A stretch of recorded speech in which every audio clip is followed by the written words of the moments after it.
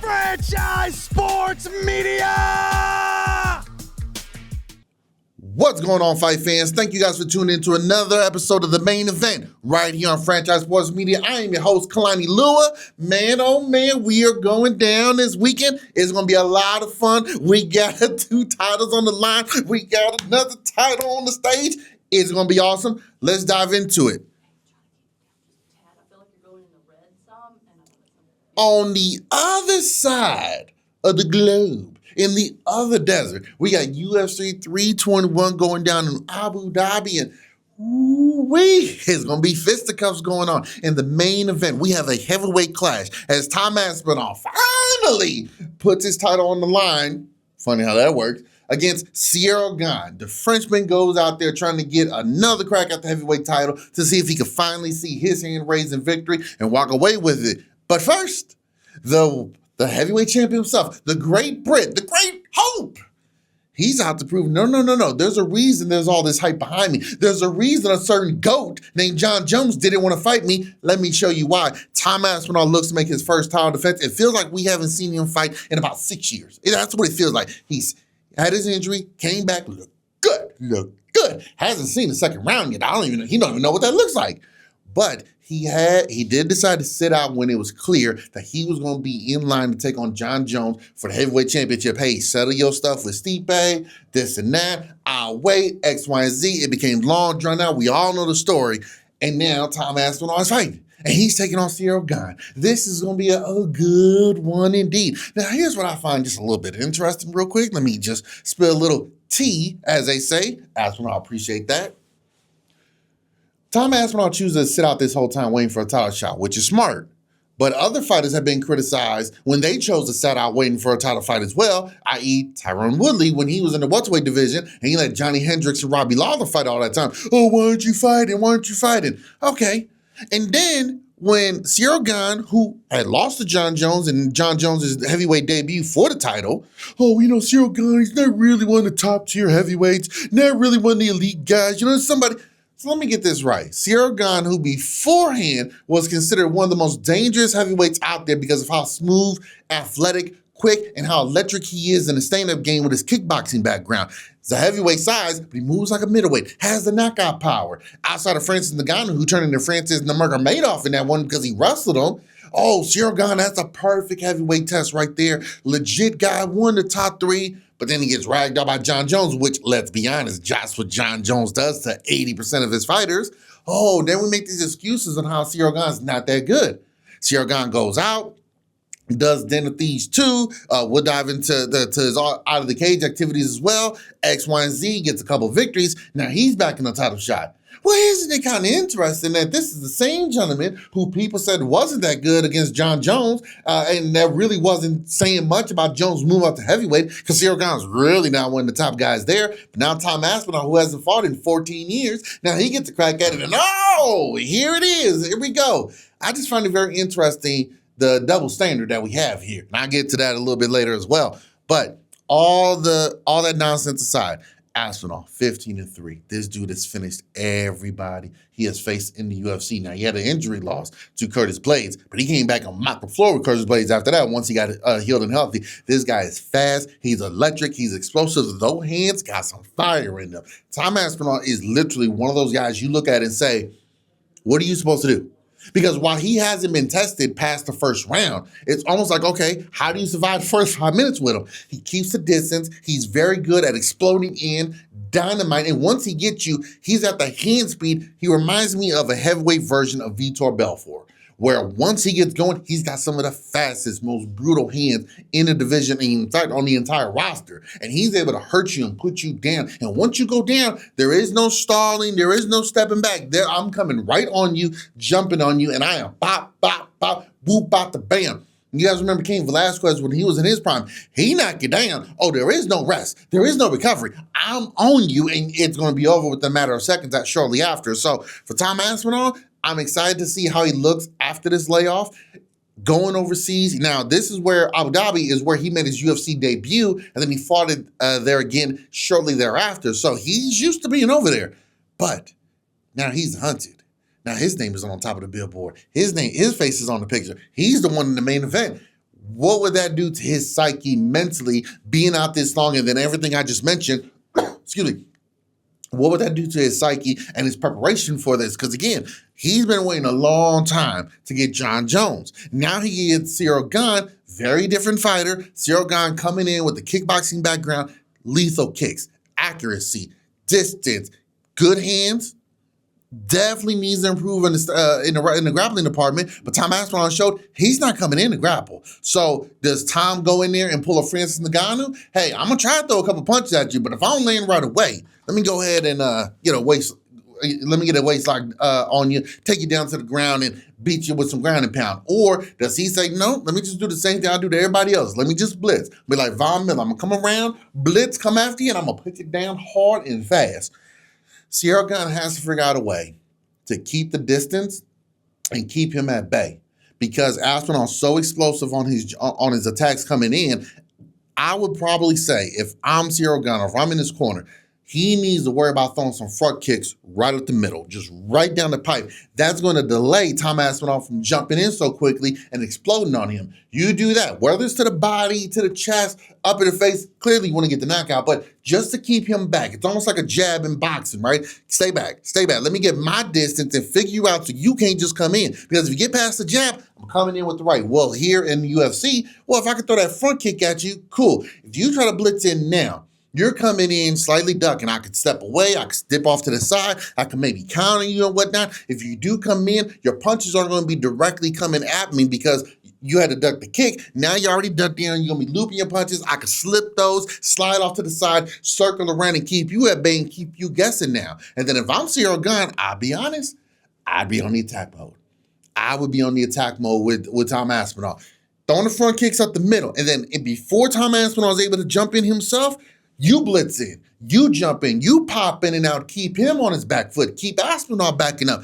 To me, that's what I would tell Ciryl Gane to do if he wants to come out successful with the heavyweight title fight. For Tom Aspinall, it's hard to change the recipe when it's this successful. I would say go out there, gauge him, blitz him a couple of times, maybe throw some feints out there. I would even suggest maybe on your second, third attempt blitzing, instead of doing the punches, go for a quick leg grab. See how Ciryl Gane reacts to it. See if you can take him down. Because even if you don't get him down, if you get Ciryl Gane worried that you're just going to come in here and grapple him, now he's dropping his hands, he's trying to push the head down, get away from you, guess what you could do? You could come up, hit him with the hook, hit him with a straight, or back him up into the cage. Now you got Ciryl Gane on the cage, then you could go haul off on him there with some dirty boxing. So there's some interesting tactics Aspinall could change up here. But then again, could just go out there and say ding, ding, within 30 seconds, he blitz him, 1, 2, goes down, 3, 4, ding, ding, it's over, and still. So it's going to be a lot of fun to see how these heavyweights clash in the desert in Abu Dhabi for the heavyweight championship. What is interesting, it would be to see what's next for either one. Because Aspinall, this is his first title defense. So it's not like he's got, I've defended it 3, 4, 5 times. If I lose, I should get an immediate rematch. Unless it's one of those 4 or 5 round wars and you just say, we got to run it back. But if Ciryl Gane wins, okay, what's next for him? Where would you like to put him at going forward? The UFC's already been to Khari. So do you wait till you go back there to put him on the card there? It'd be interesting to see what you do that if we get a new champion. If Aspinall retains, clearly there's a big fight card happening in our nation's capital next year. Do you save him for that and see if you can find a worthy opponent for him then? Or do you try to say, okay, who's next out there? I tell you what, there's clearly one name, but there's a couple guys in the 205 division. I think if they decide to take some time off, put the weight on correctly and move up, they will be some serious contenders in the heavyweight division. So it remains to be seen how that all plays out. But nonetheless, before we get to what's happening next, we got to see what's happening in the cage between these two. The co-main event, we'll see a women's strawweight championship bout between Brazilians. This is going to be an all-out Brazil attack here. We got, excuse me for butchering the name, but you got Virna Jandiroba. She is going to be taking on Mackenzie Dern. These two are definitely going to put on a fantastic show. It is going to be awesome to see these two going at it.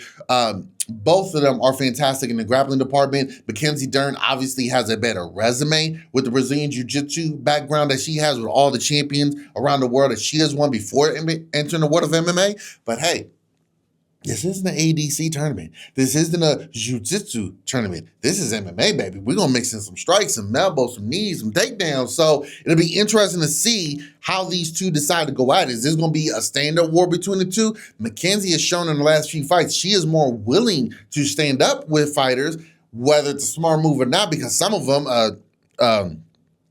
Jessica Andrade, for one, more power, more experience standing up. That was not a good strategy to try to stand and bang with her. But Mackenzie has shown time and time again, she's got a good chin, she's got tremendous heart, and she's willing to step in the fire to go for it. This being one of those chances, I don't want to say it's over for her, but I feel like for Mackenzie Dern, this is one of those she needs a victory here. This is something she came into the UFC with all this hype, all this fascination from her Brazilian Jiu-Jitsu grappling days, all the accomplishments there and what she could do in the world of MMA. She's been good. It seems like right before she's about to take that next step to go forward, she suffers a defeat, takes a step back. She's a mother. She's been trying to do a lot of things as well just to keep herself in the eye front of things. This is one of those moments where you say, look, if you were to lose, Dern, this doesn't mean it's the end of your career, doesn't mean it's over with, but it's one of those where you're almost deflated. Like, what else do I got to do?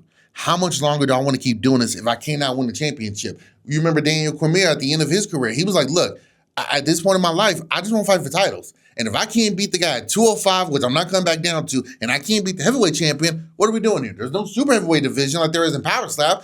What are we doing here? So I'm just going to walk away. He probably could have got a couple more fights out of him, but Brock Lesnar wants to coming back.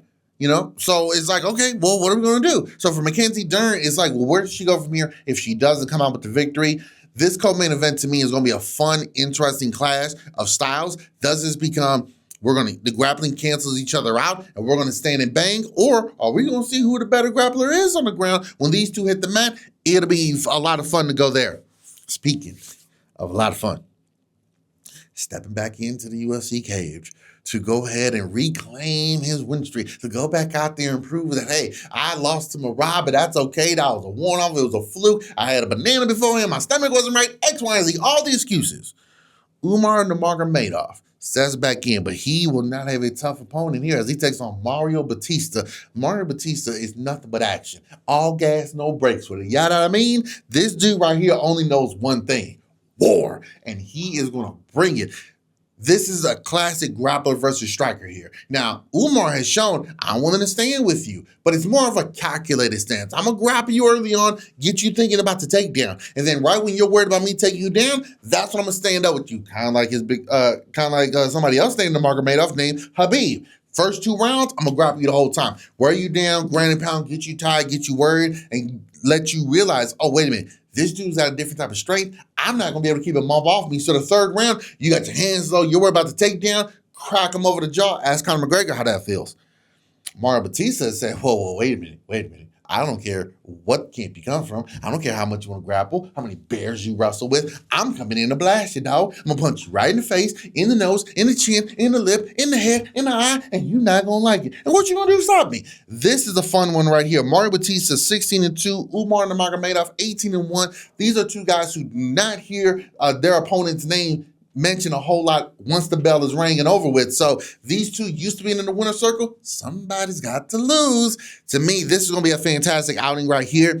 If Batista keeps it standing, it will be his advantage, but now be full. Nurmagomedov, strong, tough, resilient, improving on his stand-up as well to where he's no slouch. If these guys stand up, that's going to be a lot of fun. But if Nurmagomedov is able to take Batista down, will Batista be able to keep Nurmagomedov off of him? We seen what Big Habib was able to do. Nobody was able to do it. I don't care how good you was in Brazilian Jiu-Jitsu. I don't care how lethal your elbows in from the grounds. Nobody kept him off. That's Islam Makhachev. So for Batista, try to stay on the outside. Maybe look at some things that Marab did. Maybe look at some things that Dustin Poirier was able to do. Even though he lost, he was able to keep the fight standing for the most part against Islam at certain points in their fight. Look at things like that to get some ideas of what you want to do. And honestly, don't be scared of it. Go out there, homie. Swing for the fences. See if you could going, gone. Another heavyweight matchup. We got Alexander Volkov taking on Jonathan Almeida. This card right here, UFC 321. It's going to be a lot of fun. These guys are going to be going out here scrapping. We got heavyweight bouts. We got welterweights. We got bantamweights. We got women's strawweight championship. We got the heavyweight championship on the line. A lot of questions will be answered, and then we will still have questions afterwards. But UFC 321 is going to be a lot of fun going down that because it's in the other desert. It's 11 a.m. Pacific Standard Time, so be sure you guys get up and early and get out there and watch it. But that's Saturday morning. You know what happens before Saturday? Friday comes, right? Okay.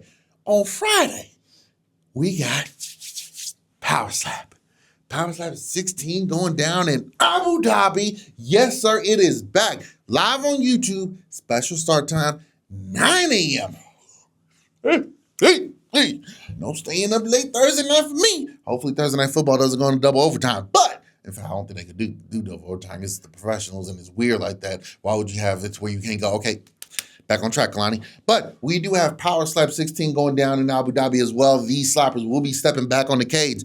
We will be seeing, in the main event, Ron Wolverine Batter. The Wolverine putting his championship match online. He has been the champion for over 2 years. Even retired at one point, came back and said, nah, I still want to defend this title. He will be putting his title online, taking on Alan the Kryptonite Klingbeil. Now, Klingbeil has rose up the ranks. He's coming in to show, hey, I'm willing to put people down, undefeated or not. I am slapping fools into the next galaxy. These two will be going at in a light heavyweight 5-round war for the championship. Cannot wait. Wolverine got the nice long beard going, slapping fools, putting them down. That's going to be a lot of fun as well. In the co-main event, we got Superstar Dumpling taking on Big Mac Manu, the number 3 ranked super heavyweight in a 3-round clash. These super heavyweights will be stepping on there to go toe-to-toe. What's interesting about that is Dumpling, obviously, legend, Hall of Famer, I don't even know, one day when they have one of the originators of Power Slap.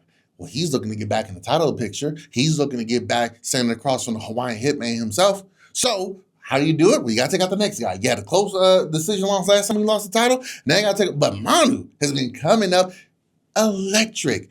Big man knows how to put on the show. He got slapped one time and even asked, did he go yet? Even asked, did he slap me or no? Hey, man, shout out to the big oos right there. These two are going to put on an absolute clinic when they step across from each other. I can't wait to see them two fight. Super heavyweights are always fun because just like in boxing with the heavyweights, they all have knockout power. But it's a matter of, are they going to be able to apply that to one another? We've seen Dumpling lose, but we really haven't seen Dumpling get rocked.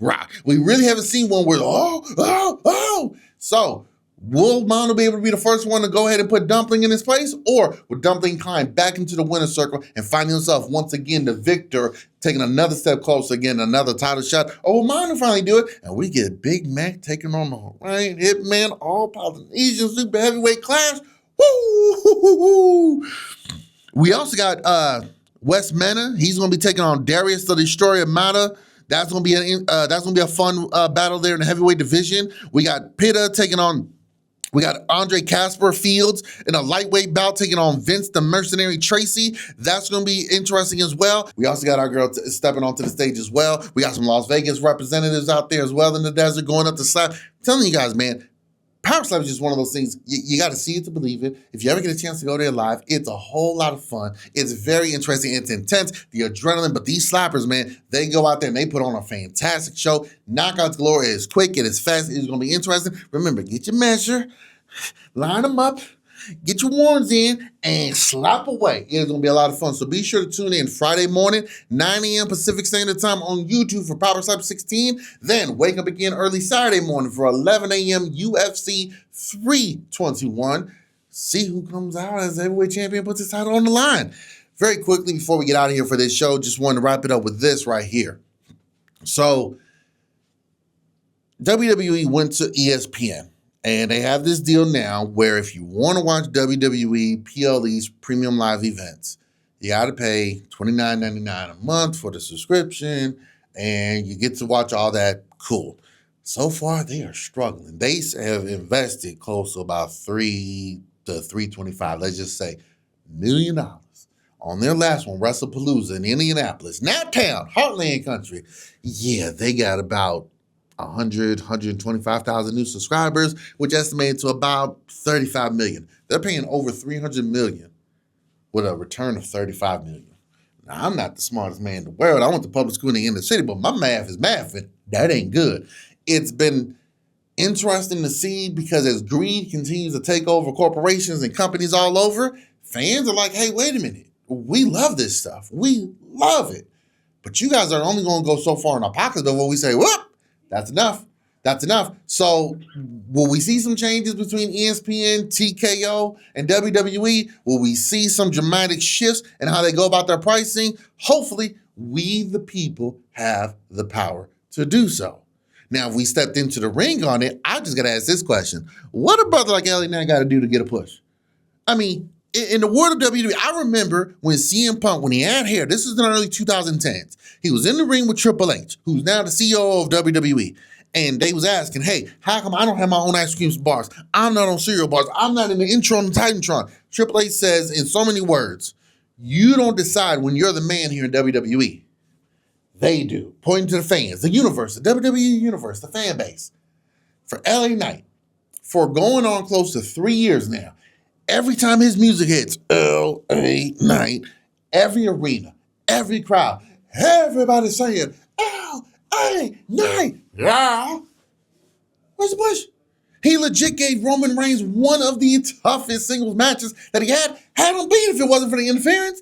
And yet, time and time again, promos kills it, rivalries kills it, matches kills it. What is a brother? Merchandise kills it.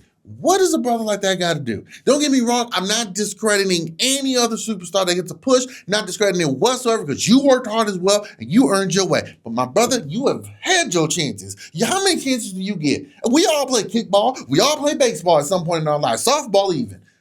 1, 2, 3 strikes, you're out. Move to the back of the line, move to the middle of the line, whatever it is, give somebody else a chance up there. LA Knight continuously gets overlooked, stuffed on the bus, and it's frustrating only because you say, as a performer, you only got so much finite time in there. We're seeing John Cena going to be stepping away in December. Hey, Styles, he's stepping away next year. Oh my God, some of the legends are not going to be here anymore. How much longer do you want to wait? Then by the time you do it, the performer's either starting to lose momentum because we've been cheering on them for so long, or they're at the point now where their age is starting to catch up to them. It's like, buddy, by the time you gave me this, I can't go on a phenomenal run or this tremendous run like the plans were beforehand. And not saying you got to have a 4-year title reign like Roman Reigns, but good Lord. So what do you need me to do? Cut good promos? I do that. He stumbles from time to time, but I do too. It's okay. You need the crowd to pop when my music hits and I'm step out there? Got it. Need to know my catchphrases every time I say it? Got it. Need me to sell merchandise when I got shirts coming out? Got it. Need me to be in commercials so you can advertise me and show me to the fan base and to corporate America? Got it. Need me to put on good matches and show that I can do a 7-minute match or a 25 to 32-minute match? I can do that as well. What else do you need this guy to do? He's not the only one. But right now, it's relevant on who it is. You have an entire roster from top to bottom, literally for the last 10 to 15 years, the most talented roster you've ever had. As much as the Attitude Era was great, that was very top heavy, pretty good in the middle, and then there was a dramatic decline. Let's not even go to the 90s and the 80s. Oh. But right now, for the last 15 years, you have been in the golden era of pro wrestling, where from your very top guy to damn near your very last guy, if not the guy just above him. Females too. You've had some of the best athletes who have shown you time and time again that they can make it happen. And yet, all the filter goes, only a handful get selected. I know life isn't fair, but at the same time, this is one of those things where you say, hey, we kind of get to dictate who goes where, kind of like Hollywood. It's enough movies and TV shows out there to kind of give more people a chance. Just saying, fans are responding to them. Let's give them more to see if this wave of momentum continues. Let me get off my pro wrestling soapbox right now because I could be here for a whole nother hour. I can't do that. So be sure to like, share, and subscribe to the page. Thank you guys for tuning in to another episode of The Main Event right here on Franchise Sports Media. Until next time, fight fans. Peace.